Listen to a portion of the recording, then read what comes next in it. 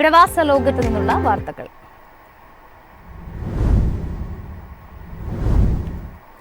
അമേരിക്കയുടെ 47ാമത് പ്രസിഡന്റായി Donald Trump ഇന്ന് ചുമതലയേൽക്കും. ഇന്ത്യൻ സമയം രാത്രി 10:30 ട്രംപിന്റെ സ്ഥാനാരോഹണം.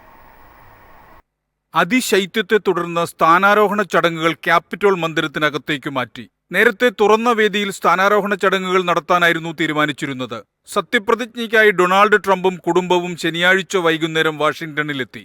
ഇന്ന് വാഷിംഗ്ടണിൽ -12 തണുപ്പാണ് പ്രവചിക്കുന്നത്. 40 വർഷത്തിനു ശേഷമാണ് US പ്രസിഡന്റിന്റെ സത്യപ്രതിജ്ഞാ ചടങ്ങ് തുറന്ന വേദിയിൽ നിന്ന് മാറ്റുന്നത്.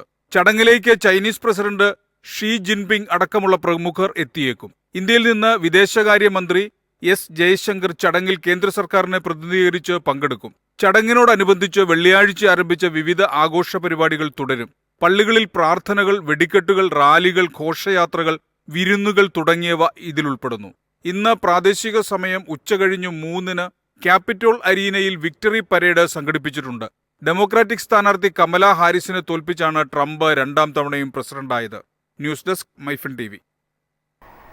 അബുദാബിയിൽ ജങ്ക് ഫുഡ് നിരോധിച്ചു. സ്കൂളുകളിലും ക്യാന്റീനുകളിലും ആരോഗ്യകരമായ ഭക്ഷണശീലങ്ങൾക്ക് കർശന നിയമങ്ങൾ ഏർപ്പെടുത്തി.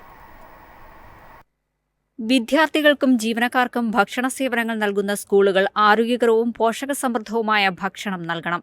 അബുദാബിയുടെ വിദ്യാഭ്യാസ വിജ്ഞാന വകുപ്പ് പറയുന്നതനുസരിച്ച് അവർ ആവശ്യമായ ലൈസൻസുകൾ നേടുകയും പരിശോധനാ രേഖകളും നോട്ടീസുകളും സൂക്ഷിക്കുകയും വേണം. 2024-25 അധ്യയന വർഷത്തിൽ വിദ്യാഭ്യാസ വകുപ്പ് നടപ്പിലാക്കിയ പുതിയ നയമനുസരിച്ച് സ്കൂളുകൾ പോഷകസമൃദ്ധമായ ഭക്ഷണം നൽകണം. സ്കൂളുകളിൽ സുരക്ഷിതവും ആരോഗ്യകരവുമായ ഭക്ഷണ അന്തരീക്ഷം സൃഷ്ടിക്കേണ്ടതുണ്ട്. സുസ്ഥിരവും ആരോഗ്യത്തിന് പ്രാധാന്യം നൽകുന്നതുമായ ഭക്ഷണം നൽകുന്നതിനുള്ള വ്യക്തമായ മാർഗനിർദ്ദേശങ്ങൾ നയം വിശദീകരിക്കുന്നു. ഭക്ഷണ സമയങ്ങളിൽ വിദ്യാർത്ഥികളെ സജീവമായി നിരീക്ഷിക്കുന്നതിന് സ്കൂളുകൾ നടപടികൾ സ്വീകരിക്കണമെന്നും നയം ആവശ്യപ്പെടുന്നുണ്ട്. News desk MyFin TV. തൊഴിൽ, താമസ, അതിർത്തി സുരക്ഷാ നിയമങ്ങൾ ലംഘിച്ച 11,955 പ്രവാസികളെ സൗദിയിൽ നിന്ന് നാടുകടത്തി. ജനുവരി 9 മുതൽ 15 വരെയുള്ള കണക്കാണിത്. സുരക്ഷാ സേനയുടെ വിവിധ യൂണിറ്റുകളും ജനറൽ ഡയറക്ടറേറ്റ് ഓഫ് പാസ്പോർട്ടും നടത്തിയ സംയുക്ത ഫീൽഡ് പരിശോധനയിൽ രാജ്യത്തിന്റെ വിവിധ ഭാഗങ്ങളിൽ നിന്നാണ് ഇവരെ പിടികൂടിയത്. 13,592 പേരും ഇഖാമ പുതുക്കാതെയും ഹുറൂബ് കേസും മറ്റുമായി താമസ നിയമം ലംഘിച്ചവരാണ്. 4,853 അതിർത്തി സുരക്ഷാ ലംഘകരും 3,070 തൊഴിൽ നിയമ ലംഘകരുമാണുള്ളത്. രാജ്യത്തേക്ക് അനധികൃതമായി അതിർത്തി കടക്കാൻ ശ്രമിക്കുന്നതിനിടെ 1,568 പേർ അറസ്റ്റിലായി. ഇതിൽ 50% എത്യോപ്യൻ പൗരന്മാരാണ്. 47% യമനികളും 3% മറ്റ് രാജ്യക്കാരും. അനധികൃതമായി രാജ്യത്തു നിന്ന് പുറത്തു കടക്കാൻ ശ്രമിക്കുന്നതിനിടെ 64 പേർ അറസ്റ്റിലായി. താമസ, ജോലി, അതിർത്തി സുരക്ഷാ നിയമ ലംഘകർക്ക് വിവിധ സഹായങ്ങൾ നൽകിയ 16 പേർ വേറെയും പിടിയിലായിട്ടുണ്ട്.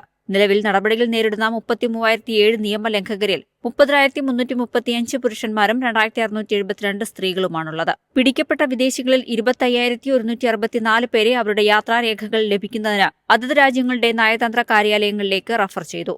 ഇവരിൽ 2,864 പേരെ നിലവിൽ തിരിച്ചയക്കാനുള്ള തയ്യാറെടുപ്പിലാണ്. News desk MyFin TV.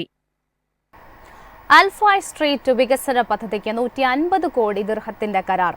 പദ്ധതി പൂർത്തിയാകുന്നതോടെ 64,400 വാഹനങ്ങൾക്ക് മണിക്കൂറിൽ കടന്നുപോകാനാകും.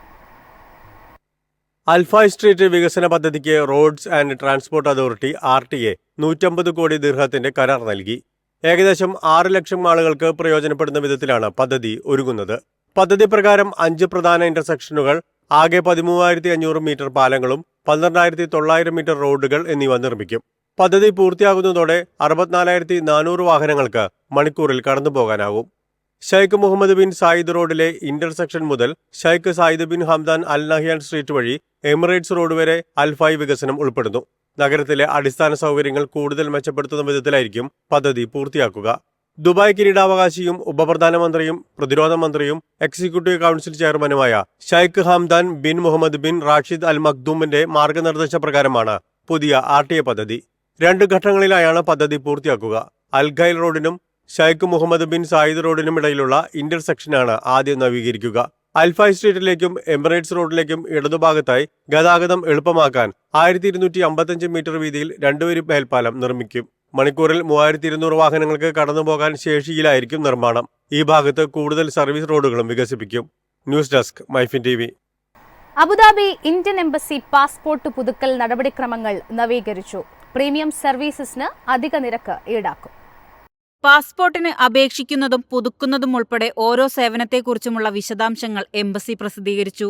നടപടിക്രമങ്ങളും അവ പൂർത്തിയാക്കാനെടുക്കുന്ന കാലയളവും സമൂഹമാധ്യമത്തിൽ പങ്കുവച്ച കുറിപ്പിൽ വ്യക്തമാക്കി. സാധാരണ പാസ്പോർട്ട് പുതുക്കൽ, തൽക്കാൽ പാസ്പോർട്ട് പുതുക്കൽ, പ്രീമിയം സേവനം എന്നിവയുമായി ബന്ധപ്പെട്ടാണ് വിശദീകരണം. അപേക്ഷകർക്ക് വ്യക്തിപരമായ പരിഗണനയും സഹായവും ഓഫീസിലെ അധിക സൗകര്യങ്ങളും ലഭ്യമാക്കുന്ന പ്രീമിയം സർവീസിന് അധിക നിരക്ക് ഈടാക്കും. പാസ്പോർട്ട് പെട്ടെന്ന് പുതുക്കേണ്ടവർ തൽക്കാൽ സേവനമാണ് പ്രയോജനപ്പെടുത്തേണ്ടതെന്നും എംബസിയും ദുബായിലെ ഇന്ത്യൻ കോൺസുലേറ്റും വ്യക്തമാക്കുന്നു. പുറം സേവന കരാർ കമ്പനിയായ BLS ഇന്റർനാഷണൽ വഴിയാണ് പാസ്പോർട്ടിന് അപേക്ഷിക്കേണ്ടത്. പ്രീമിയം സേവനം ആവശ്യമുള്ളവർ വെബ്സൈറ്റ് മുഖേന മുൻകൂട്ടി ബുക്ക് ചെയ്യണം. BLS ഉദ്യോഗസ്ഥർ പാസ്പോർട്ട് അപേക്ഷകൾ പരിശോധിച്ച് ഉറപ്പുവരുത്തിയ ശേഷം ബന്ധപ്പെട്ട രേഖകൾ സഹിതം ഇന്ത്യൻ എംബസിക്കോ കോൺസുലേറ്റിനോ കൈമാറുന്നു.